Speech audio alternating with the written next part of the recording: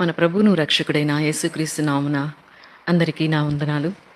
దూరం నుండి వీక్షిస్తున్న ప్రియులైన వారందరికీ కూడా నా హృదయపూర్వక వందనాలు. మరి సంవత్సరంలో ఎన్నో గత సంవత్సరంలో చేయాలనుకున్నాము, చేయాలన్నవి చేశాము. ఇంకా చేయవలసినవి అనుకున్నవి జరగవలసినవి కూడా ఉంటాయి. ఎందుకంటే జీవిత కాలంలో కార్యాలు కూడా జరుగుతూ ఉండాలి. భక్తులైన వారు చెప్తున్న మాట.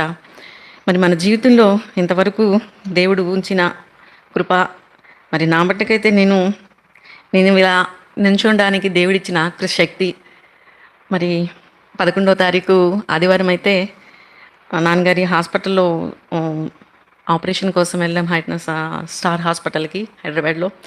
అనుకోని సందర్భంలో నేను జ్వరం ఎక్కువై కళ్ళు తిరిగి పడిపోవడం, నన్ను తీసుకెళ్ళి ఐసీయూలో పెట్టడం అన్నీ ఆ సంవత్సరం మొదట్లోనే ప్రతికూల పరిస్థితులు ఎదుర్కోవడం, సజీవ లెక్కల్లో నేను ఉండడం, దేవుని దగ్గరికి ఇలా వచ్చి ఆయన గూర్చి నా మాటను ప్రకటించడానికి దేవుడు నాకు చూపిన కృపను బట్టి ఆయనకి కృతజ్ఞతాస్తుతులు. అలాగే ప్రార్థిస్తున్న సంఘం సేవకులు, మరి వారిని బట్టి కూడా దేవునికి కృతజ్ఞతాస్తుతులు చెల్లించుకుంటున్నా. మరి దేవుడు ప్రతి మానవుని ఎడల కలిగిన ఉద్దేశం ఎంతో గొప్పది. అయితే మరి మనం ఎంతైనా ఆయనకి కృతజ్ఞత చెల్లించుకునే వారంగా ఉన్నాం. ఇంకా మరి అలాంటి లేవు. ఇంకా నాకైతే శక్తి ఇంకా పూర్తిగా రాలేదు. కానీ నేను ఒకటే అనుకున్నా, నా గనక ఒకవేళ అవకాశం వస్తే లేదు అని చెప్పకూడదు, నించోలేను అని చెప్పకూడదు. ఎందుకంటే నేను ఈరోజు ఉన్నాను, అది దేవుని పట్టే. ఆ మాట వెంటనే చెప్పారు. చెప్పిన వెంటనే చెప్తాను వెంటనే థ్యాంక్ యూ. ఎందుకంటే నా ముందుకి ఎలాంటి పరిస్థితులు వచ్చినా దేవుని విషయంలో అది నేను చెయ్యలేను అని చెప్పకూడదు. అది మన సామర్థ్యం మంది కాదు, అది ఆయన నిలబెట్టుకోవాలి. ఆయన మనకు అవకాశం, మన సమయం మన ముందుకు వచ్చినప్పుడు దాన్ని తొలగి వెళ్ళిపోవడానికి మనసుని అంగీకరించకూడదు అనేది నాకు అనిపించి, సరే అంటే అంత శక్తిగా అనిపించలేదు. అయినప్పటికీ దేవుడు చూసుకుంటారు, అది ఆయన పని కదా అని ఓకే అని చెప్పేసుకున్నా. అప్పుడు ఇంకేం చేయాలి, ఏం చెప్పాలి అనుకుంటున్నప్పుడు దేవుడు చెప్పిన ఆ యొక్క మాటలని ఈరోజు నేను నేర్చుకున్నది మీతో కూడా పంచుకుంటున్నాను. కీర్తనల గ్రంథము 40వ అధ్యాయము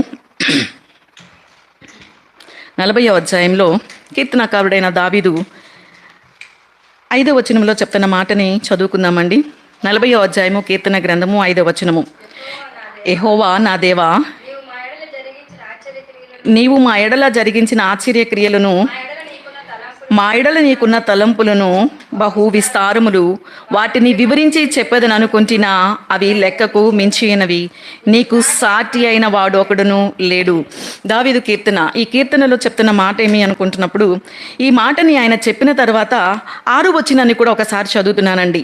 బలులను నైవేద్యములను నువ్వు కోరటలేదు, నీవు నాకు చెవులు నిర్మించి ఉన్నావు, దహన బలులైనను పాప పరిహారార్థ బలులైనను నువ్వు తెమ్మనలేదు అని ఇలా పుస్తకపు చుట్టూలో నన్ను గూర్చి వ్రాయబడిన ప్రకారం నేను వచ్చా దేవా, నీ చిత్తము నెరవేర్చుట నాకు సంతోషము. ఇక్కడ తెలియజేయబడిన మాటలు 5 నుంచి మనం 10 వచనాలలో చూస్తూ ఉన్న మాటలను మనం చూస్తే, దేవునికి మానవుని ఎడల ఆయనకున్న తలంపులు చాలా విస్తారమైనవని ఆయన తెలియచేస్తూ, ఇక్కడ 6వ వచనంలో అంటున్న మాట ఏంటంటే, నీవు నాకు చెవులను నిర్మించి ఉన్నావు అంటున్నారు. దేవుడు నిర్మింపబడిన మన యొక్క అవయవాలలో ఉన్న యొక్క భాగాన్ని మరి దావీదు భక్తుడు ఎత్తి చూపెడుతూ మాట్లాడుతున్నారు.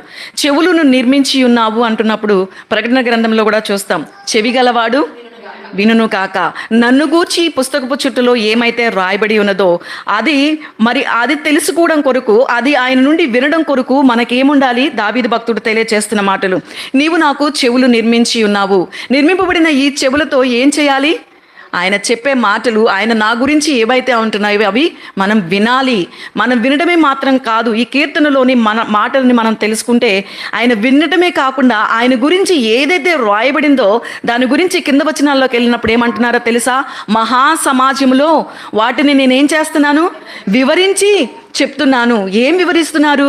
దేవుడు మానవుని ఎడల కలిగిన తలంపులు ఎంత విస్తారమైనవో, విస్తారమైన తలంపులను గురించి దావీదు భక్తుడు తెలుసుకున్న తర్వాత ఆయన అంటున్నారు, ఆయన గురించి మాత్రమే చెప్పట్లేదండి. ఏమంటున్నారు ఇక్కడ? మా ఎడల నీకున్న తలంపులు బహు విస్తారమైనవి, వాటిని వివరించి చెప్పేదని అనుకుంటున్నా, అవి లెక్కకు మించి ఉన్నవి అని దావీదు భక్తుడు తెలియచేస్తూ ఆయన కిందకి వెళ్ళినాక నా పెదవులను మూసుకొనక మహాసమాజంలో నీతి సువార్తను నేను ప్రకటిస్తున్నాను.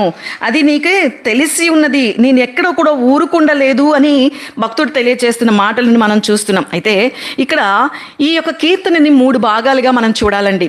1 నుంచి మరి 4 వచనాలలో చెప్పబడుతున్న మాట ఏంటి అనుకుంటున్నప్పుడు, ఆయనున్న పరిస్థితి నుండి లేవనెత్తిన స్థితిని బట్టి దేవునికి కృతజ్ఞత చెల్లిస్తున్నాడు. 1 నుండి 4 వచనాల్లోనేమో ఆయన కృతజ్ఞత చెల్లిస్తున్నారు. 5 వచనాల నుండి 1 నుండి 5 వచనాల్లో మనం చూస్తే 6వ వచనం నుంచి 10వ వచనంలో ప్రతిష్ఠించుకుంటున్నారండి. ఈరోజు ఈ మాటలు చదువుకుంటున్న మనం నేర్చుకోవాల్సింది ఏంటంటే 6వ వచనం నుండి 10వ వచనం వరకు తను తాను ఏం చేసుకుంటున్నాడంటే ప్రతిష్ఠించుకుంటున్నాడు. కృతజ్ఞత చెల్లిస్తూ తను తాను ప్రతిష్ఠించుకుంటున్నాడు. మనం ఈ సంవత్సరంలో మనం కూడా నేర్చుకోవాల్సింది ఏం నేర్చుకోవాలి? దావీదు భక్తుని కీర్తనను మనం చదువుకుంటున్నప్పుడు ఆయన 1 నుంచి 5 వచనాలలో జరిగిన సందర్భం ఏంటి అనుకుంటున్నప్పుడు ఆయన 2వ వచనంలో అంటున్నారు, నాశనకరమైన గుంటలో నుండి జిగటగల దొంగ ఊబిలో నుండి ఆయన నన్ను పైకెత్తెను. మరి ఎలాంటి పరిస్థితి అనుకుంటున్నప్పుడు దావీదు భక్తుడు తెలియజేస్తున్నారు, నాశనకరమైన గుంట అంటే నిరీక్షణ లేని స్థితి. మనిషి యొక్క జీవితంలో ఏదో ఒక సందర్భంలో, ఏదో ఒక సమయంలో మన మనుగడని కొనసాగిస్తున్న యొక్క సందర్భంలో ఏదో ఒక సమయం, ఏదో ఒక గడియ, ఏదో ఒక తరుణం మన ముందు ఇలాంటి పరిస్థితులు ఎదుర్కొంటాం. మనం ఆ నిరీక్షణ లేని ఆ పరిస్థితి, ఆ క్షణాన్ని మనం ఎదుర్కొన్న పరిస్థితులు, సందర్భాలు మన యొక్క ఆయుష్కాలంలో ఏదో ఒక సందర్భంలో ఎదుర్కొన్న పరిస్థితే. తర్వాత అంటున్నారు, జిగడ్డగల దొంగ ఊబి అంటే మనకి ఊహించని తెలియని ఆపదలు మనకి వస్తూ ఉంటాయి. జీవితంలో ప్రతి మానవుని యొక్క జీవితంలో తెలియచేస్తున్న, అనుభవిస్తున్న మరి ఈ యొక్క పరిస్థితిలో నుండి దావీదు భక్తుడు తెలియచేస్తున్నారు. నాశనకరమైన తెగులులో నుండి అంటే నిరీక్షణ లేని స్థితిలో నుండి, అలాగే జిగటగల దొంగ ఊబిలో నుండి, తెలియని ఆపదలు మనకి తెలియవు. కొన్ని సందర్భాలు మన జీవితంలో తర్వాత రోజు ఏం జరుగుతుందో, తర్వాత గడి ఏం జరుగుతుందో మనకు తెలియదు. అలాంటి ఆపదలలో నుండి తర్వాత వచనంలో నా పాదములు బండ మీద నిలిపి నా అడుగులు స్థిరపరచెను అంటే నాశనకరమైన గుంటలో ఏముండదండి? బలం ఉండదు, బలహీనులమైపోతాం. ఆ గుంటలో నుండి లేవాలి అని అంటే ఏం కావాలి? బలం కావాలి, శక్తి కావాలి. అలాగే జిగడ్డగల దొంగ ఊబి ఏం చేసేస్తూ ఉంటుంది? జారిపోతూ ఉంటాం. ఈ 2 సందర్భాలని మనం చూస్తే బలము లేని స్థితిలో నుండి ఏ స్థితికి వెళ్ళాలి? బలమైన స్థితిలోనికి దేవుడు తీసుకొని వచ్చాడు. మనం చేయలేమండి. ఆయన అంటున్నారు, నా పాదములు బండ మీద నిలిపి నా అడుగులు స్థిరపరచెను అంటే ఏం చెప్తున్నారంటే బలహీనత నుండి, ఆ బలహీన గడి నుండి, బలహీన క్షణం నుండి ఆయన ఏం చేశాడంట? బలపరచి బలమునిచ్చి శక్తినిచ్చి ఆ బండ మీద ఆయన జారే స్థితి నుండి, దొంగ ఊబి నుండి, జారిపోయే స్థితి నుండి ఆయన స్థిరత్వానికి ఏం చేశాడు? బండ మీద కూర్చుండవంటే స్థిరత్వం అండి. జారిపోయే స్థితి నుండి ఏం చేశారంట? స్థిరత్వానికి, బలహీనత స్థితి నుండి బలంలోనికి, జారే స్థితిలో నుండి స్థిరత్వం కలిగిన ఆ నడిపింపుని దావీదు భక్తుడు తెలియచేస్తూ తర్వాత అంటున్నారు, ఇందుకు ఈ పరిస్థితిని బట్టి తనకు అంటున్నారు, స్తోత్ర రూపమగు కొత్త గీతము మన దేవుడు నా నోట నుంచెను. దావీదు భక్తుని నోట ఏముంది ఇప్పుడు? ఇదే కిందకు వచ్చినాల్లో చెప్తున్న మాటలు అయ్యానండి.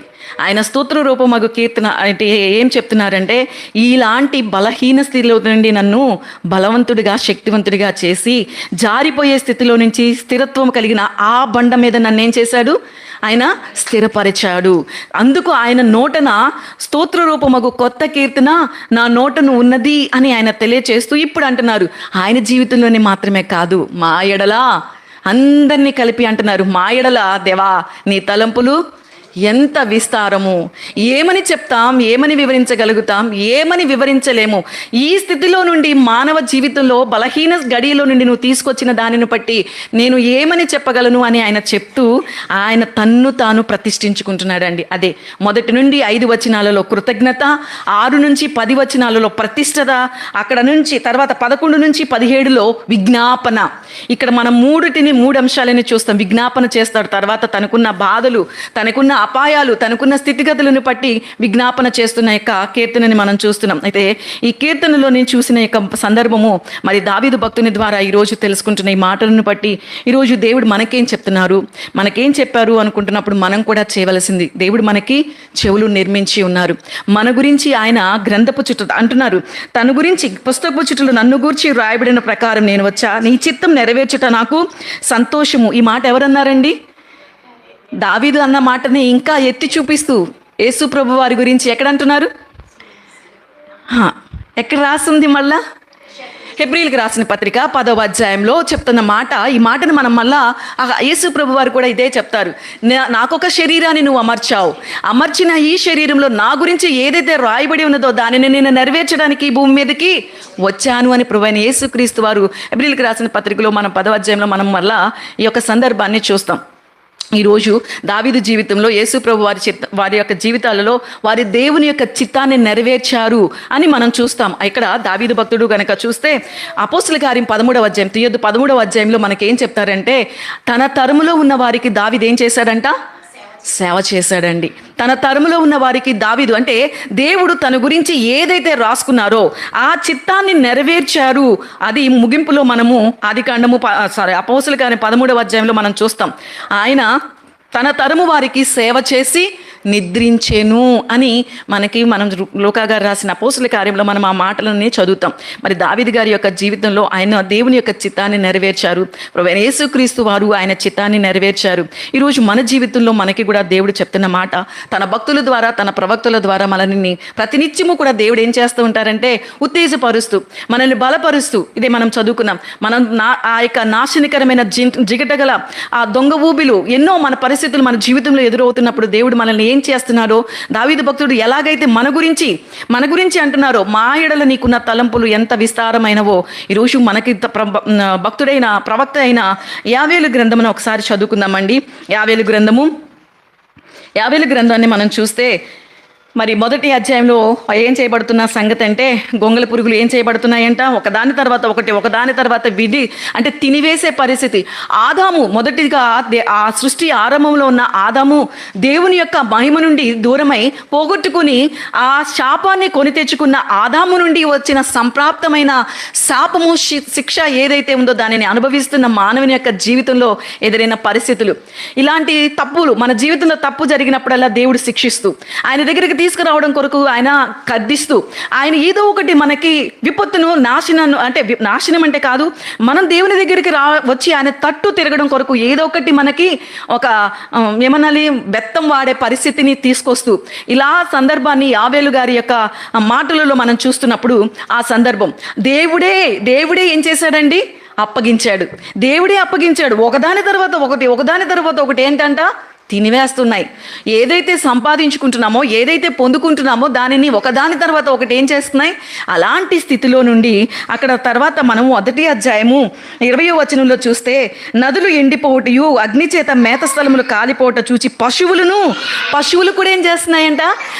ఎలాంటి పరిస్థితికి వెళ్ళిపోయింది అంటే, సృష్టి అంతటి కూడా పరిస్థితి ఈ విధమైన పరిస్థితిలోనికి వెళ్ళినప్పుడు మానవుని యొక్క తప్పిదం మన భక్తులైన వారు చెప్పినప్పుడు, ఇర్మియా గారు కానీ ప్రవక్తలైన వారు కానీ ఏమంటారంటే, ఆయన మాట చెప్పిన చేత సముద్రము కొంచెం కూడా దాటి రావట్లేదు.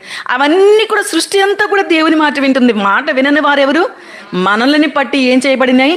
చివరికి అవి కూడా పశువులు కూడా మొరపెట్టే స్థితిలోనికి వచ్చినాయి. ఇలాంటి పరిస్థితుల్లో 2వ అధ్యాయంకి వచ్చినప్పుడు మనం చూస్తే అక్కడ దేవుని గురించి చెప్తున్న మాట, దేవుడు ఎలాంటి వాడో ఇట్లా అంటే మనం అనుకుంటాం ఏంటి ఇలాంటి పరిస్థితులు.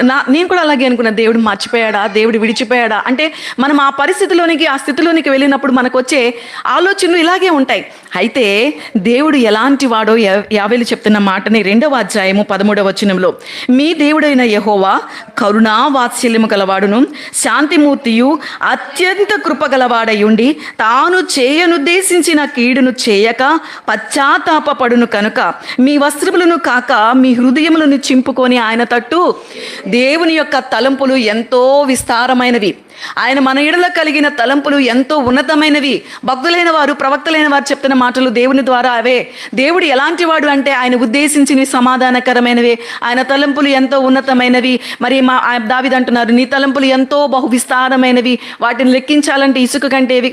ఇట్లాంటి తలంపులు కలిగిన దేవుడు ఇలా ఎందుకు చేశాడు అనుకుంటున్నప్పుడు యావేలు అంటున్నారు, దేవుడు ఎలాంటి వాడు అంటే కరుణా వాత్సల్యము కలవాడు, శాంతిమూర్తియు, అత్యంత కృప గలవాడయుండి తాను ఉద్దేశించి, అంటే ఎంతకంటే ఎక్కువ చేయాలనుకున్నాడు.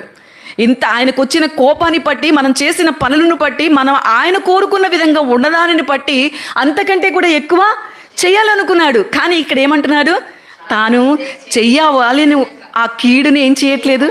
ఎందుకు? ఒకటే కారణం ఏంటి? ఆయన యొక్క గుణలక్షణాలు. ఆ గుణలక్షణాలలో కరుణావాత్సల్యత, అత్యంత శాంతిమూర్తి, కృప కలిగిన వాడు. కాబట్టే ఆయన ఏదైతే ఇంకా ఎక్కువ చేయాలనుకున్నాడో చెయ్యక నేను దారిలోకి తెచ్చుకోవడానికి నువ్వు ఎంత భరించగలవో, ఎంత మనము తట్టుకోగలమో అక్కడి వరకు ఆపేసి ఏం చేస్తున్నాడు, రా ఇప్పుడైనా కానీ రా అని చెప్పడం కొరకు. అందుకే అంటున్నాడు, మీ వస్త్రాలను కాదు మీ హృదయాలను చింపుకోండి అని యావేలు ద్వారా తెలియచేస్తూ 16వ వచనంలో జనులను సమకూర్చుడి, సమాజ కూటమును. దావీదు గారు చేసిన పని అదేనండి. దావీదు గారు ఎప్పుడైతే కృతజ్ఞత పొందుకున్నారో, ఆయన అనుభవించిన ఆ పరిస్థితులను బట్టి కృతజ్ఞతాస్తుతులు చెల్లిస్తూ తర్వాత ఆయన చేసుకున్నది ఏంటి? ప్రతిష్ఠించుకున్నారండి.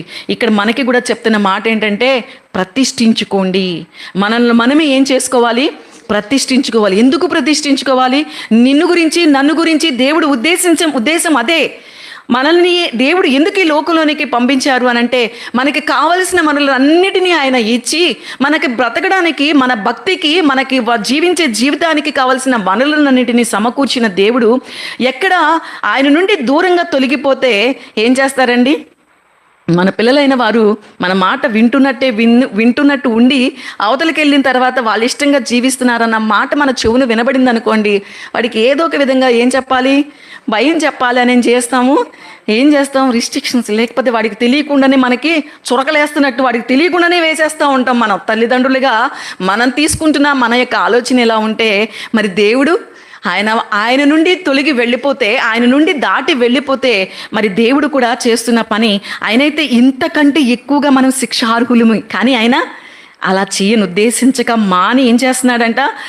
తన యొక్క కరుణావాత్సల్యతను పట్టి, ఆయన శాంతమూర్తి కాబట్టి కృప చూపిస్తూ తగ్గించి, ఆయన ఏది అనుకుంటున్నాడో దానిని చెయ్యకుండా మానుతున్నాడు. అయితే మనం ఏం చేయాలి? ప్రతిష్ఠించుకోమంటున్నారు. ఎలా ప్రతిష్ఠించుకోమంటున్నారు? ఆ తర్వాత మనం 3వ అధ్యాయంకి వద్దామండి. ఆ 2వ అధ్యాయంలోనే ఏం చెప్తారంటే 28వ వచనంలో సర్వజనం మీద ఆయన ఏం చేస్తారంట?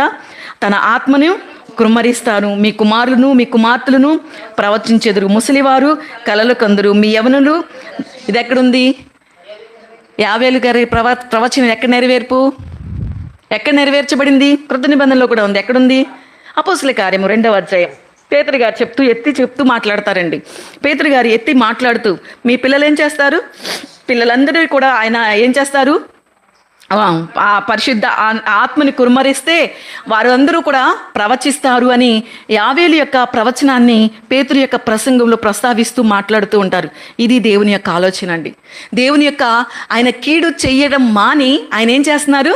సర్వజనము మీద కూడా ఆయన ఏం చేస్తున్నారు? తన ఆత్మను కృమ్మరిస్తుంటే అందరూ కూడా ఏం చేయబడాలి? ప్రవచించాలి. అందుకు ప్రతిష్ఠించుకోవాలి. ఎందుకు ప్రతిష్ఠించుకోవాలి? ఒక గొప్ప పని కొరకు మనం ఏం చేసుకోవాలి? ప్రతిష్ఠించుకోవాలి. అలా ప్రతిష్ఠించుకున్న వారు ఎవరైతే ఉన్నారో వారు ఏం చేయబడతారు? ప్రవచిస్తారు. ఆత్మని పొందుకుంటారు, వారు ప్రవచిస్తారు. ఇది మనం చూస్తున్న మాట. తర్వాత 3వ అధ్యాయానికి వస్తాను. 3వ అధ్యాయము 9వ వచనంలో చెప్తున్న మాటనండి. అన్ని జనులకు ఈ సమాచారము ప్రకటన చేయుడి, యుద్ధము ప్రతిష్ఠించుడి, బలాఢ్యులను రేపుడి, యోధులందరూ సిద్ధపడి రావలెను, మీ కర్రలు చెడగొట్టి ఖడ్గములు చేయుడి, మీ పోటకత్తులు చెడగొట్టి ఈటెలు చేయుడి, బలహీనుడు నేను బలాఢ్యుడును అనుకొనవలెను. ఏం చెప్తున్నారు ఇక్కడ యావేలు గారు? దేవుని యొక్క గొప్పతనాన్ని చూపించారు. మొదటి అధ్యాయంలోనేమో పరిస్థితిని చూపించారు. దేవుడే ఏం చేశారంట, ఒక దాని తర్వాత ఒకటి తినివేయడానికి అప్పగించారు. అప్పగించిన తర్వాత ఆ పశువులన్నీ కూడా దేవునికి మొరపెట్టిన తర్వాత 2వ అధ్యాయంలో మనం చూస్తాం, దేశమా ఉత్సహించు సంతోషించు. ఆ పశువులన్నీ కూడా మరి దేవుడు ఇచ్చిన స్థితిని బట్టి అవి కూడా మరి ఆ సంతోషాన్ని పొందుకుంటున్నట్లుగా దేవుని యొక్క కరుణా వాత్సల్యత ఎలాంటిదో, కృపా శాంతి ఎలాంటిదో తెలియచేస్తూ 2వ అధ్యాయంలో చూస్తాం. తర్వాత ప్రతిష్ఠించుకోండి, ఎందుకంటే ఆ పరిశుద్ధాత్మ మీ మీదకి ఆత్మ కుమ్మరింపబడుతుంది కాబట్టి మీరు ప్రవచింపబడతారు. ఇక్కడ చెప్పిన తర్వాత 3వ అధ్యాయంలోనికి వచ్చినప్పుడు ఇక్కడ ఏం చెప్తున్నారు? యుద్ధము ఏంటండి? దేవుడు ఏం చెప్తున్నారు? యుద్ధం ప్రతిష్ఠించుకోవడం ఏంటి? యుద్ధం ప్రతిష్ఠించండి, బలార్జులని రేపండి, యోధులందరూ సిద్ధపడి రావలెను, మీ కర్రలు చెడగొట్టి మీ పోటుకత్తులు చెడగొట్టి. ఏంటి దేవుడు ఇలా చెప్తాడా అండి? దేవుడు యుద్ధాన్ని ప్రతిష్ఠించుకోమంటున్నాడు. యుద్ధాన్ని ప్రతిష్ఠించుకుని ఏం చేయమంటున్నారు? బలాఢ్యులని రేపండి. లేపండి కాదు, రేపండి. రేపడం అంటే లేపడం కాదు, రేపడం అంటే రేపడం అంటే అంతే. దేవుడు ఇలా కూడా చేస్తారు. ఎందుకంటే ఆయన రేపం అనేది, ఎందుకంటే ప్రతి ఒక్కరి మీద కూడా అంత్య దినాలలో ఆయన ఏం చేస్తున్నారు? తన ఆత్మని కురుమరిస్తే, తన ఆత్మని కురుమరింపబడిన నువ్వు మౌనంగా కూర్చుంటావా? రేపబడాలి. అందుకే అంటున్నారు, రేపండి, బలాఢ్యులని రేపండి.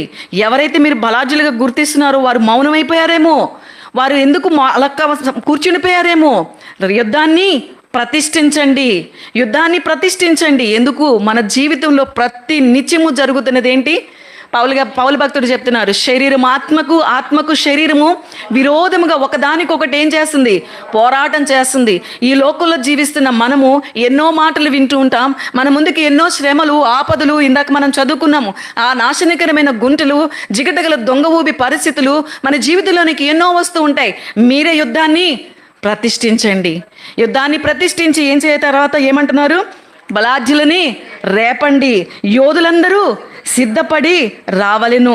తర్వాత మీ కర్రలు చెడగొట్టి ఖడ్గములు చేయుడి, మీ పోటకత్తులు చెడగొట్టి ఈటెలను చేయుడి, బలహీనుడు నేను బలాఢ్యుడును అని అనుకోవాలి. అంటే ఇక్కడ దేవుని యొక్క ఉద్దేశం ఏంటంటే, పనిముట్లు, అక్కడ కర్ర, పోటకత్తు ఇవన్నీ కూడా ఏంటి అని అంటే పనిముట్లను ఏం చేయమంటున్నారు?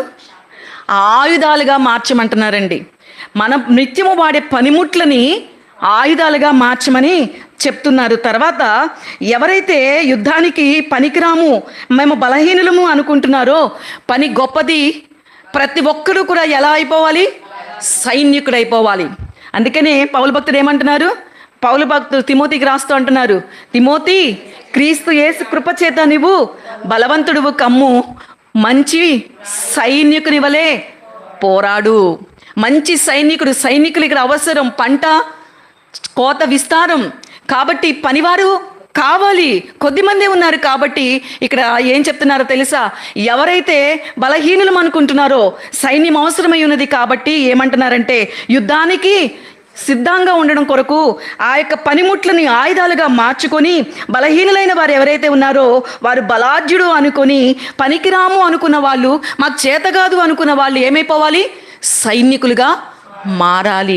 మారబడే విధానాన్ని, యుద్ధాన్ని ప్రతిష్ఠించుకోమన్న దేవుడు మారే విధానాన్ని చూపిస్తున్నారండి.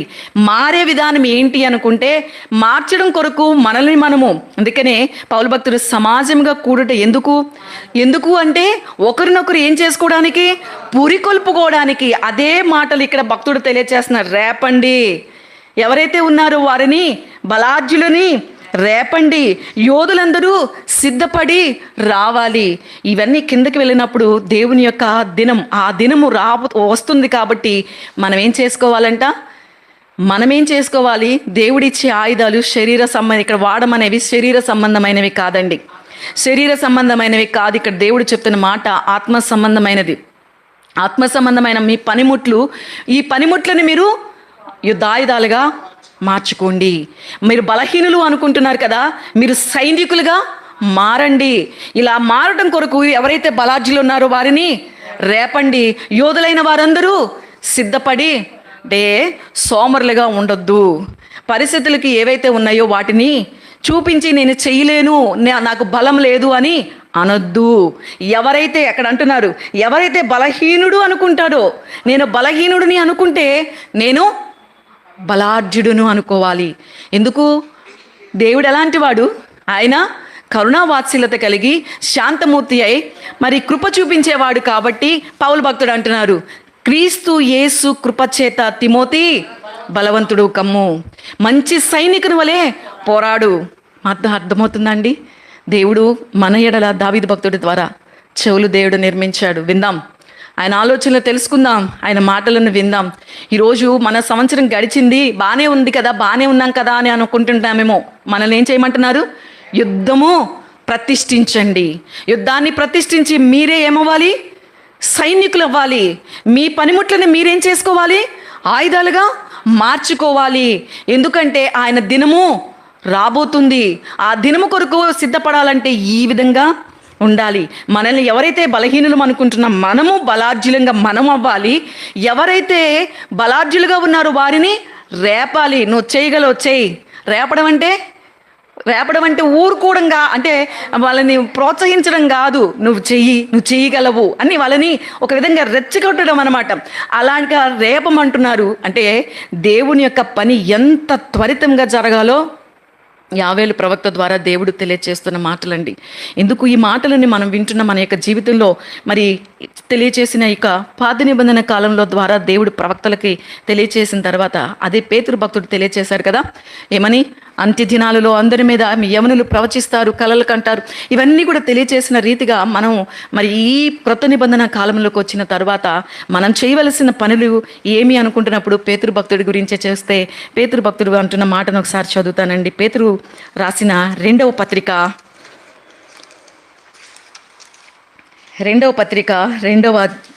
మొదటి అధ్యాయము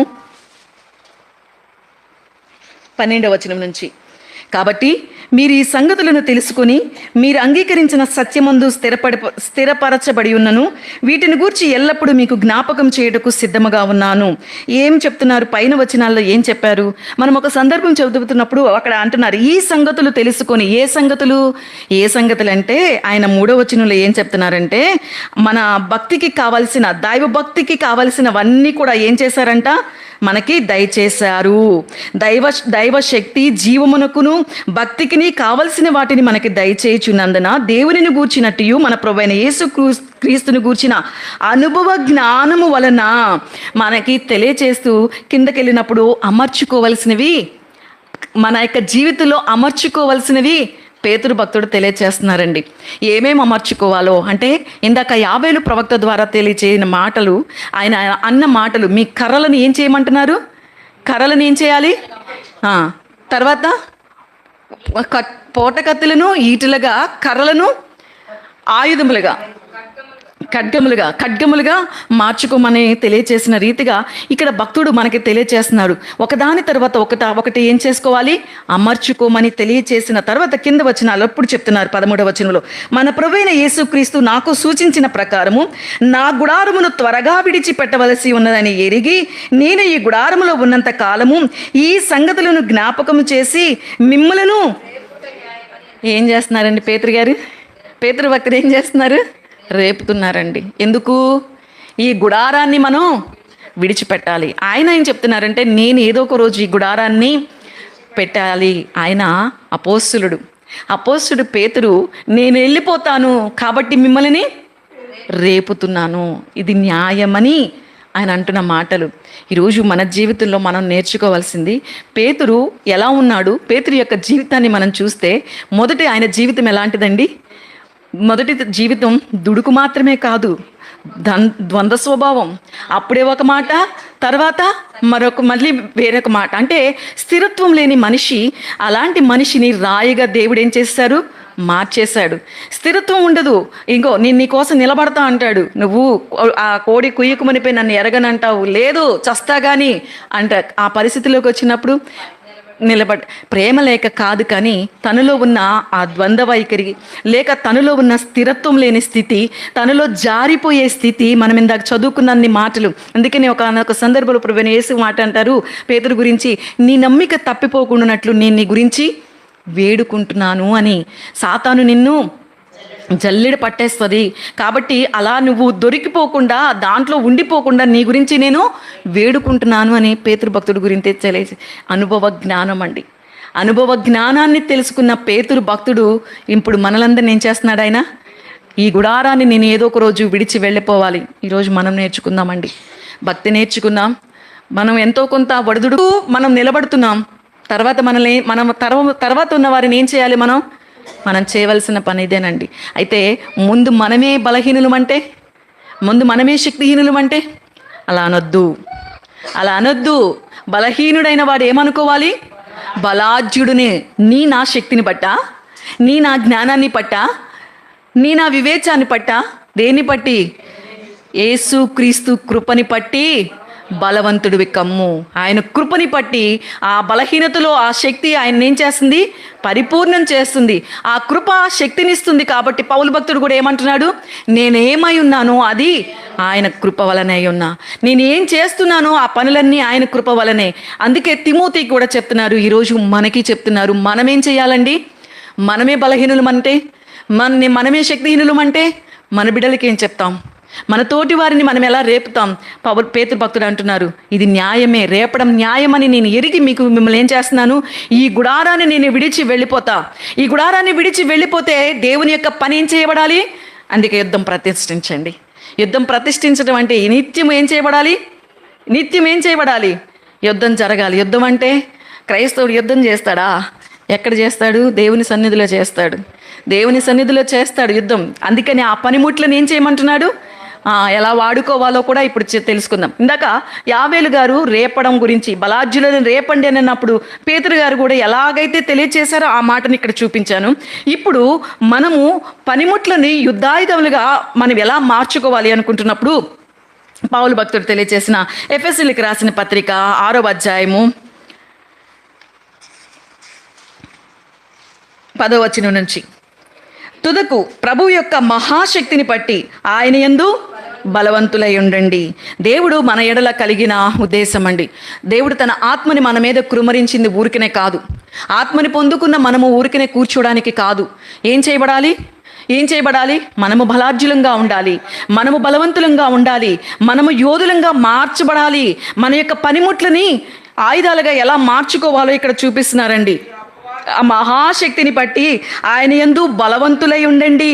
మీరు అపవాది తంత్రములు ఎదిరించుటకు శక్తివంతులగుటకు దేవుడిచ్చు సర్వాంగ కవచమును. ఇది యుద్ధం ప్రతిష్ఠించడం అంటే. దేవుడు యుద్ధం చేయమంటున్నాడంటే వెళ్ళి శరీర ఆయుధాలు కాదు, శరీరపరమైన కాదు. అదే మనం కొరింథీ పత్రికలు అంటున్నారు, మా యుద్ధోపకరణములు శరీర సంబంధమైనవి కావు, అవి దుర్గములను పడదోయే శక్తి కలిగినవి. ప్రతి విత్కారము, ఆలోచన ఏవైతే మనలో వస్తున్నాయో వాటన్నిటినీ కూడా ఏం చేయడానికి? వాటిని ఉపయోగించాలి మనం. ఆ పనిముట్లని ఆయుధములుగా దాని కొరకు మనం ఉపయోగించుకోవాలి. మనలో వస్తున్న యోచనలు, ఆలోచనలు, విపత్కరమైన పరిస్థితులు, మన ముందు ఉన్నవి ఏవైతే ఉన్నాయో వాటిని మనం ఏం చేయాలి? శరీర సంబంధమైన యుద్ధోపకరణములు కాదు మావి, ఆత్మ సంబంధమైన యుద్ధోపకరణాలు. అదే యొక్క ఆత్మ సంబంధమైన యుద్ధోపకరణాలు, శరీర సంబంధమైన యుద్ధోపకరణాలు. ఆ పనిముట్లని మనం ఏం చేసుకోవాలి? ఆయుధాలుగా మార్చుకోవాలి. ఇక్కడ పౌల భక్తుడు అదే అంటున్నారు, అపవాది తంత్రములు ఎదిరించడానికి మనం శక్తికలంగా వారంగా ఉండాలంటే దేవుడిచ్చే సర్వాంగ కవచాలని మనం ధరించుకోవాలి. తర్వాత అంటున్నారు, ఏలైనగా మనము పోరాడునది శరీరాలతో కాదు, కానీ ప్రధానులతోనూ అధికారులతోనూ ప్రస్తుత అంధకార సంబంధమగు లోకనాథులతోనూ ఆకాశ మండలమున్న దురాత్మల సమూహముతో. ఎంత గొప్ప పోరాటం అండి. అందుకే దేవుడు ఏం చెప్తున్నారు? మీరే ప్రతిష్ఠించుకోండి యుద్ధాన్ని. మీ నిత్య జీవితంలో ఎదురవుతున్న పరిస్థితులలో మీరేం చేయాలి? యుద్ధం చేయాలి, పోరాడాలి. కాబట్టి ప్రతినిత్యము కూడా యుద్ధంలో ఉన్న వాళ్ళు ఎలా ఉంటారండి? రెడీగా ఉండాలి. అందుకు యుద్ధాన్ని ప్రతిష్ఠించుకోమంటున్నారు. దేవుడు యుద్ధాన్ని ఎందుకు ప్రతిష్ఠించుకోమంటున్నారంటే, ఏ క్షణము నీ ముందుకు ఏమొస్తుందో నీకు తెలియదు. కాబట్టి నువ్వే ఏం చేయాలి? నేనున్నది ఎక్కడ? యుద్ధంలో ఉన్న సైనికుడు ఎలా ఉంటారు? మన బోర్డర్లో ఉన్న సైనికులు ఎలా ఉంటారు? మనకులాగా రిలాక్స్గా ఉంటారండి? ఎప్పుడు కూడా వాళ్ళు ఎలా ఉంటారంటే దేన్ని కూడా పట్టించుకోరు. వారి అసలు ఏం తింటున్నాము అంటే వారు జీవించడం కొరకు, శక్తి పొందడం కొరకే తింటారు. అంటే వారి మనస్సు ఎప్పుడు కూడా ఆలోచనలు, వారు చూపు ఎప్పుడు కూడా ఎలా ఉంటుందంటే ఎటువైపు నుంచి శత్రువు వస్తుందో, ఏ విపత్తు ఎటువైపు నుండి పొంచి ఉందో వారి కన్నులు, వారి యొక్క ఆలోచనలు, వారి యొక్క మనస్సు, వారి యొక్క హృదయం అంతా కూడా ఏం చేస్తూ ఉంటుంది. ఈరోజు మనకి దేవుడు చెప్తున్న మాట అదేనండి. మనమే యుద్ధాన్ని ప్రతిష్ఠించుకోవాలి, మనమే బలాఢ్యులుగా మారాలి, మనమే యోధులుగా మారాలి. బలహీనంగా ఉన్నామని చెప్పుకోకుండా మనము ఆ స్థితిలోనికి మనం వెళ్ళాలి. అలా వెళ్ళాలి అని అంటే దేవుడిచ్చే సర్వాంగ కవచాన్ని మనం ధరించుకోవాలి. ఎందుకంటే పోరాడాల్సింది మనం ఎవరితో? ఎంతమంది అండి చెప్తున్నారు, ఎంతమంది అంట? ప్రధానులతోనూ, అధికారులతోనూ, అంధకార సంబంధులకు లోకనాథులతోనూ, ఆకాశ మండలమందున్న దురాత్మల సమూహముతోనూ. ఎంతమందితో మనం పోరాడాలంటే మనం ఎంత యోధులంగా ఉండాలండి, ఎంత యోధులంగా. మనం మాత్రమే కాదు, దేవుడు చెప్పే మాట ఏంటో తెలుసా? రేపాలి మనతోటి ఉన్న బలాఢ్యులని, అంటే మనము చూసుకుంటూ పక్కన్న వాళ్ళని కూడా వాళ్ళని కూడా రెచ్చగొట్టి ఏం చేయాలి అంటే ఎంత పని అప్పగించారండి దేవుడు మనకి. అదే చెప్తున్నారు ఇక్కడ. మొదటి అధ్యాయంలోనికి వెళ్తే, రెండవ అధ్యాయంలోకి వెళ్తే మనకి చెప్తున్న పౌలు భక్తుడు ఏం చెప్తారో తెలుసా? మనం అక్కడ వాయుమండల సంబంధమైన అధిపతి అంటే ప్రేరేపించే శక్తి మనల్ని కూడా ప్రేరేపిస్తూ ఉంటుంది లోపల. ఏమని?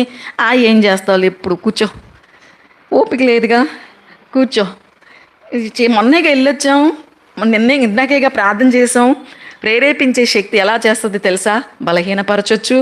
నీకే కావాలా అన్నీ, నువ్వే చేయాలా అన్నీ, ఏ విధంగా అయినా. అదే అండి రెండో అధ్యాయంలో మనం చూసేవి. ఇవన్నిటినీ మనస్సు యొక్కయు, శరీరం యొక్కయు కోరిక. శరీరం యొక్క కోరికలు అంటే వేరే వేరే తప్పుగా కాదు. ఏం చేస్తావు, ఇప్పుడు దాకా వెళ్ళొచ్చావుగా, కొంచెం రెస్ట్ తీసుకో. ఇది శరీర కోరిక, మనసు కోరిక. ఇలాంటివన్నిటిని ఏం చేయాలి? మనం జయించాలి, ఎన్నిటిని ఎదిరించాలి. కాబట్టి ఏం చేయమంటున్నారు? యుద్ధాన్ని ప్రతిష్ఠించండి, బలాఢ్యులని రేపండి, యోధులందరూ సిద్ధపడి రావాలి. యోధులందరూ సిద్ధపడి రావాలి. యోధులు వచ్చిన వాళ్ళు బలాఢ్యులను రేపాలి. తర్వాత ఎవరేమో బలహీనులు అనుకుంటున్నామో బలహీనులైన వారు బలాఢ్యుడిని అనుకోవాలి. మన యొక్క పనిముట్లని యుద్ధాయుధాలుగా మార్చుకోవాలి. ఇది ఈరోజు దేవుడు చెప్తున్న సందేశం అండి. ఈ సంవత్సరంలో మన ఆరంభంలోనే ఎన్నో పరిస్థితులు ఎదుర్కొన్నప్పటికీ కూడా దేవుని యొక్క ఉద్దేశం ఇది. చెవులు ఉన్నాయి, విందాం. దేవుడు చెప్తున్న మాటలను మనకి నిర్మించిన ఆయన చెవులు నిర్మించాడు. కాబట్టి దావీదు భక్తుడు అంటున్నాడు, నేను విన్న వాటిని మహాసమాజంలో చెప్పక ఉండలే, నేను ఊరకుండలేదు, నేను ప్రకటించా, నీ నీతిని, నీ సత్యాన్ని తెలియచేస్తూనే ఉన్నాను అని ఆయన ప్రతిష్ఠించుకున్నాడండి. ఈరోజు మనం కూడా ఇలా ప్రతిష్ఠించుకోవాలి. దావీదు భక్తుడు గురించి చెప్పబడుతున్న మాటలని మనం చదువుకుంటున్నప్పుడు పౌలు భక్తుడు కూడా ఇవే మాటలు అంటున్నారు. ఆ తర్వాత కిందకి వెళ్ళినప్పుడు అంటున్న మాట 13వ వచనంలో, మీరు ఆపద దినమందు వారిని ఎదిరించుటకును. ఇక్కడ ఒక్క మాట, ఏ మాట అండి ఇది? సమస్తము అంటే మనకి తెలియనివి కూడా మనం ఏం చేయాలి? నెరవేర్చిన వారమై నిలవబడుటకు, శక్తిమంతులగుటకు దేవుడిచ్చే సర్వాంగ కవచమును ధరించుకొనుడి. పైన ఆయన యొక్క సర్వాంగ కవచాన్ని ధరించుకోమని ఒక్క మాటతో తేల్చేసి ఇప్పుడు వివరణ ఏమిస్తున్నారో తెలుసా? ఆపద దినమందు ఎదిరించడానికి సమస్తాన్ని, దేవుడు మన నుంచి ఏమనుకుంటున్నారో ఆ సమస్తాన్ని మనం ఏం చేయాలి? నెరవేర్చిన వారై నిలవబడడానికి. ఆయన ఎదుట మనం నిలబడే ఏ స్థాయి ఆయన కోరుకుంటున్నాడో ఆ సమస్తాన్ని మనం ఏం చేయాలి? నెరవేర్చబడే శక్తివంతులం కావడానికి సర్వాంగ కవచాలని వివరణిస్తున్నారు. పైన ధరించుకోమన్న ఆయన ఎందుకో అది మనకి ఎంత ప్రయోజనమో తెలియచేస్తున్నారు. మనకే ప్రయోజనం. యుద్ధాన్ని ప్రతిష్ఠించుకొని వాళ్ళని లేపి మనం బలాఢ్యులుగా మారి యోధులుగా మనం వస్తే ఏంటి ఉపయోగం అంటే మనకే ఉపయోగం. ఆయన ఎదుట పారిశుద్ధులముగా, నిర్దోషులముగా మనము మచ్చ, డాగు, కళంకము లేకుండా నిలబడాలి అంటే ఇవి మనం ధరించుకోవాలి. ఇలా ధరించుకోవడం కొరకే అంటున్నారు, సమస్తము నెరవేర్చిన వారే నిలబడుటకు శక్తివంతులగుటకు దేవుడిచ్చే సర్వాంగ కవచాన్ని ధరించుకోండి. ఎలాగనగా మీ నడుముకు సత్యం అనే దట్టి, మనందరికీ ఇవన్నీ నోటెడేనండి. నీతి అనే మైమరుపు పాదాలకి అలా అన్నిటినీ తీసుకున్న తర్వాత 16వ వచనంలో విశ్వాసం అనే డాలు పట్టుకొని దుష్టుని యొక్క అగ్ని బాణాలని ఆర్పడానికి, ఇందాక చెప్పిన ఆ యొక్క పనిముట్లు ఉన్నాయి కదా, కత్తె, పోటి కత్తులు లేక అవి ఖడ్గాలుగా మార్చుకోమని ఇవన్నీ మనకి చెప్పిన మాటలు ఆయుధాలుగా ఎందుకు మార్చుకోవాలంటే మన చేతిలో ఉన్న పనిముట్లు ఇక్కడ వరకే పనికి వస్తాయి. పనిముట్లు అంటే మన ముందు ఏదైతే ఉందో దాని కొరకే ఉపయోగపడుతుంది. ఆ కత్తిని ఈటగా మార్చడం అంటే ఈటే ఎంత దూరమైనా అది దేవుడు చెప్తున్న మాట. అక్కడ చెప్పే మాటలు అన్నీ కూడా అయ్యో శారీరకంగా మనకి దేవుడు ఎలా చెప్పాడు ఏంటి కాదు, ఇక్కడ చెప్తున్న మాటలు అదే. విశ్వాసం అనే ఢాలును పట్టుకొని మనం ఏం చేయాలంట, దుష్టుడు వేసి అగ్ని బాణాలని మనము ఆర్పివేసే శక్తివంతులంగా మనం ఉండాలి. తర్వాత రక్షణయన శిరస్నానము, దేవుని వాక్యమని ఆత్మ ఖడ్గాన్ని ధరించుకొని ఆత్మ వలన ప్రతి సమయమందును ప్రతి విధమైన ప్రార్థనను విజ్ఞాపనను చేయుచు ఆ విషయమై సమస్త పరిశుద్ధుల నిమిత్తమును పూర్ణమైన పట్టుదలతో విజ్ఞాపన చేయుచు మెలకుగా ఉండాలి. దేనికి ప్రతిష్ఠించుకోవాలంటే సమస్తమైన పరిశుద్ధులు ఎవరైతే ఉన్నారో, అంటే మన గురించి, మన కుటుంబాల గురించి, మన సంఘం గురించి, మన సమాజం గురించి, మన దేశం గురించి, సేవకుల గురించి, పరిచర్య చేస్తున్న మిషనరీల గురించి, వీరందరూ ఎంతోమంది ఉన్నారు. అందుకే అంటున్నారు అందరినీ కలిపి సమస్త అంటున్న మాటలు. అందుకనే ప్రతి విధమైన ప్రార్థనను విజ్ఞాపన చేయొచ్చు ఆ విషయమై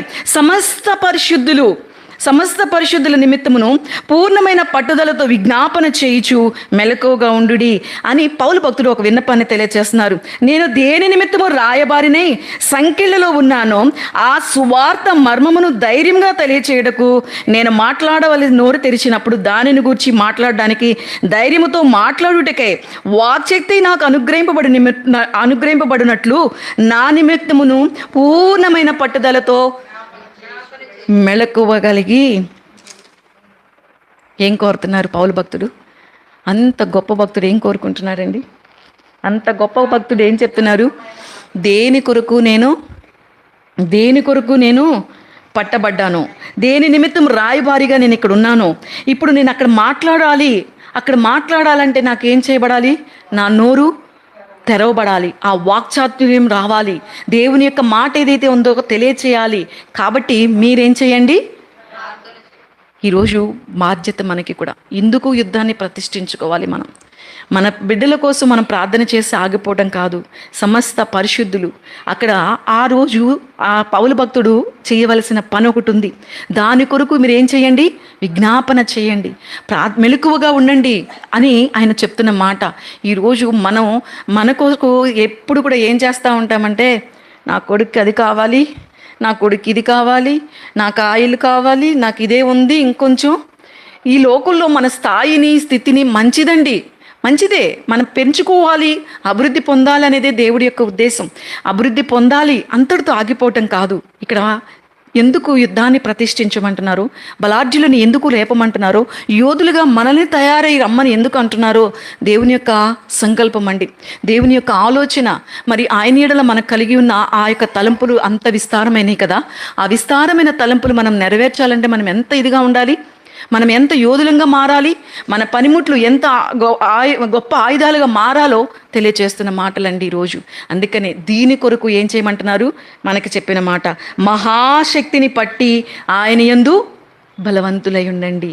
ఆయన ఇస్తున్న ఆయుధాలను ధరించుకొని శక్తిని పొందుకొని మనము బలవంతులంగా ఉండాలి. పొందుకొని ధరించుకొని కూర్చుందామా? వేసేసుకొని కూర్చుందామా? ఇవన్నిటిని వేసుకొని కూర్చుండడం వల్ల ఉపయోగం ఉందా? మనకు బరువు తప్ప. అవి వేసుకుని కూర్చుంటే ఏమవుతుందండి? బరువు అవుతుంది. దావీదు యొక్క జీవితాన్ని కనుక ఒకసారి మనం చూస్తే, దావీదు గొల్యాతు ముందుకు వెళ్తున్నాడు. ఏం పట్టుకొని వెళ్ళాడు? అంతేనా? వరుసలే రాళ్ళే పట్టుకొని వెళ్ళాడా? ఏం పట్టుకెళ్ళాడు? దావీదు కర్ర పట్టుకొని వస్తున్నాడండి. కర్ర పట్టుకొస్తుంటే అక్కడే చచ్చిపోయాడు గొల్యాతు. ఏమంటున్నాడు? ఏంటి నన్ను ఎట్లా చూస్తున్నావు నువ్వు? కుక్కనా? కర్ర పట్టుకొని వస్తున్నావేంటి? కుక్కను కనుక కర్రతో కుక్కను కొడతారే, కర్ర పట్టుకొని వస్తుంటే ఆ కర్రని చూసి ఆ గొలియాత్ అంటున్నాడు, కుక్కను అనుకున్నావా ఏంటి కర్ర పట్టుకొస్తున్నావు? ఈయనకి రాళ్ళు ఒడిసెలు ఇది కనపడవు కదా, ఆయన కనపడింది ఏంటి? కర్ర. ఆ కర్రతోనే తను ఏం చేసుకున్నాడు, ఇదేంటి నన్ను ఇట్లా చూస్తున్నాడు, వీళ్ళందరూ భయపడిపోతున్నారు. ఈ దావీదు ఎలా చూశాడు? ఇదే దావీదు భక్తుడు బలార్జును రేపడం అంటే రేపుతున్నాడండి మనల్ని. ఏమని రేపుతున్నా తెలుసా? ఒక గొప్ప వ్యక్తి నుంచుంటే, బలార్జుడైన వాడు నుంచుంటే అతని దగ్గరికి ఏం పట్టుకుని వెళ్తున్నాడు? కర్ర పట్టుకుని వెళ్ళి ఏం చేశాడండి? వడిసితో చంపలేదు. ఏం చేశాడు? కొట్టాడు. కొడితే పడ్డాడు. పడిన తర్వాత ఏం చేశాడండి? తన ఖడ్గముతోనే కర్రలను ఏం చేయాలి? ఆయుధాలుగా మార్చుకోవాలి. మనం కర్రలను ఎలా మార్చుకోవాలో దావీదు భక్తుడు తెలియజేస్తున్నాడు. పట్టుకున్నది ఏంటిది? కర్రే. కానీ ఏం చేసుకున్నాడు? ఖడ్గంగా మార్చుకున్నాడు. ఖడ్గం. ఎవరి ఖడ్గం? గొలియాతు ఖడ్గంతోనే గొలియాతుని. ఇదే ఇక్కడ మనకు చెప్తున్న మాట అండి. మన చేతిలో ఉన్న పనిముట్లనే మనం ఏం చేసుకోవాలి? ఆయుధాలుగా మార్చుకోవాలంటే వాక్యం అనే ఆత్మ ఖడ్గాన్ని మనం పట్టుకొని వెళితే ఎంత గొప్ప శత్రువైనా ఏం చేయబడతాడు? అంతే. ఇదే చెప్తున్న మాట అండి. అందుకు బలార్జులను రేపండి. మనం కూడా బలార్జులంగా ఉండాలి. మనల్ని రేపుతున్నారు భక్తులైన వారు. మరి దావీదు చేసిన పని ఏంటి అనే ఆ యొక్క సందర్భంలో దావీదు గురించి చెప్తుంటే మనం ముందు చూస్తాము. ఎలాంటి వాడు దావీదు అని అంటే సింహపు గుండె గలవాడు, యుద్ధ ప్రావీణ్యుడు అంటున్నారు కానీ ఆయన ఏ యుద్ధం నేర్చుకోలేదు. కానీ అక్కడ నిలబడిన తర్వాత ప్రావీణ్యత దేవుడిస్తున్నాడు. ఏం ధరించుకున్నాడండి? సౌలన్నిటినీ వేశాడు. బాబోయ్, ఇవి నాకు వాడుక లేదు, నాకు వద్దు, ఇవేవి నాకొద్దు. ఏమున్నాయి ఆయన దగ్గర? ఏమున్నాయి? దైవభక్తికి కావలసినవన్నిటిని ఆయన అమర్చుకున్నవి కాబట్టి అవన్నీ కూడా ఆ యొక్క తన దగ్గర ఉన్న పనిముట్లన్నిటినీ కూడా ఏం చేసుకున్నాడు? ఆయుధాలుగా మార్చుకున్న ఆ యొక్క అపవాదిని లేక ఆ యొక్క ఎదురుగా ఉన్న శత్రువుని ఏం చేయగలిగాడు? విజయం పొందగలిగాడు. ఈరోజు పరిస్థితులు ఏవైనా కావచ్చు, మన స్థితిగతులు మన ముందుకు వచ్చేవి ఏవైనా కావచ్చు, మనం ఎదుర్కొంటున్న మన ఆత్మీయ జీవితంలో కానీ, మన యొక్క ఈ మామూలు ఏమైనా జీవన విధానంలో కానీ, మన మనుగడని కొనసాగిస్తున్నప్పుడు మనకు తెలియని ఆపదలు కానీ ఏవైనా రావచ్చు. మన దగ్గర ఉన్నదానినే ఏం చేయమంటున్నారు దేవుడు? నా దగ్గర ఏముంది కాదు, నీ దగ్గర ఉన్నదానినే మార్చుకో, నీకున్నదానినే మార్చు. ఉపయోగించే విధానంలో అది నీ దగ్గర ఉన్న కర్రే ఖడ్గమైపోవాలి, ఆ పోటకత్తే ఈటైపోవాలంటే నీకున్న కత్తి నీ దగ్గరకు వస్తే మాత్రమే. కానీ ఈటే ఎంత దూరంలోనున్నా ఈరోజు ఈ సత్యాన్ని దేవుడు మనకు తెలియజేస్తున్నారండి. కాబట్టి ఈ మాటలని తెలుసుకుంటున్న మన యొక్క జీవితంలో మనం తరించుకుని కూర్చుండడం వల్ల ప్రయోజనం లేదు, మనకు బరువు తప్ప. వీటన్నిటిని నేను వేసుకున్నాను, ఇవన్నిటిని నేను పొందుకున్నాను అనుకుంటే అది మన జీవితంలో మనల్ని మనం మోసగించుకుంటున్నట్లే. కానీ వాటిని ఉపయోగించాలి. దాని కొరకే యుద్ధాన్ని ప్రతిష్ఠించుకుంటే ఈ ఆయుధాలన్నీ ఉపయోగిస్తాం. యుద్ధంలో మనము గనక ప్రతిష్ఠించుకుంటే మాత్రమే ఇవన్నీ ఉపయోగపడే సాధనాలుగా మార్చబడతాయి. ఒకవేళ మనం వేసుకొని కూర్చున్నాము, మంచిగా చీర కట్టుకుని రెడీ అయిపోయి కూర్చుంటే ఇంట్లో ఏంటి ఉపయోగం? ఎవరు చూస్తారు? ఎందుకు నేను అన్నీ వేసేసుకొని అన్నీ ధరించేసుకొని అందంగా తయారైపోతే కనీసం గుమ్మం దాటి బయటకు కూడా వెళ్ళకపోతే నేను వేసుకున్న వాటి వల్ల ఉపయోగం ఏంటి? నా తృప్తి తప్ప, అద్దంలో నేను చూసుకుని మురిసిపోవడం తప్ప. కానీ ఏం చేయాలి? నేను ఒక పర్పస్తో వేసుకోవాలి. వేసుకున్నందుకు ఆ ప్లేస్లోకి నేను వెళ్ళాలి. ఆ ప్లేస్లో నా పనేంటి, నేను ఎందుకు వెళ్తున్నానో దాన్ని చేసుకొని రావాలి. ఇది కదా ఈరోజు మన జీవితంలో మనకు దేవుడు పరిశుద్ధాత్మని, ఆయన యొక్క ఆత్మని మన మీద కృమ్మరింపబడిన మనము మౌనంగా ఉండిపోతే ఎట్లా? మౌనంగా అంటే అన్నిసార్లు అవకాశం రాకపోవచ్చు, కానీ ఇక్కడ చెప్తున్న మాటలు అదే. ఉపయోగించవలసిన ఆ సమయం నీ ముందుకు వచ్చినప్పుడు, ఆ ఉపయోగించవలసిన పరిస్థితుల్లో నువ్వు నిలబడినప్పుడు దాన్ని ఎలా ఉపయోగిస్తావు? ఉపయోగించే యోధులుగా మనం ఉన్నామా? మనం పరిశీలించుకోవాలి. యావేలు ద్వారా దేవుడు తెలియచేస్తున్న మాటలు అదేనండి. యోధులందరూ కూడా రావాలి.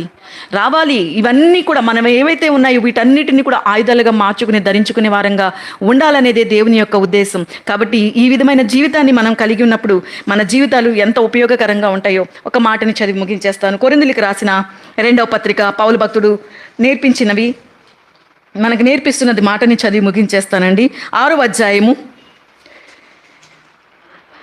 కొరింథీయులకు రాసిన 2వ పత్రిక 6వ అధ్యాయము 4వ వచనంలో, శ్రమల యందును, ఇబ్బందుల యందును, ఇరుకుల యందును, దెబ్బల యందును, చెరసాలలోను, అల్లరిలోను, ప్రయాసములోను, జాగరములలోను, ఉపవాసములోను మిగుల ఓర్పు కలవారమై పవిత్రాత్మతోనూ, జ్ఞానముతోనూ, దీర్ఘశాంతముతోనూ, దయతోనూ, పరిశుద్ధాత్మ వలన నిష్కపటమైన ప్రేమతోనూ, సత్యవాక్యము చెప్పుట వలనను, దేవుని బలము వలనను, కుడి ఎడమల నీతి ఆయుధములు కలిగి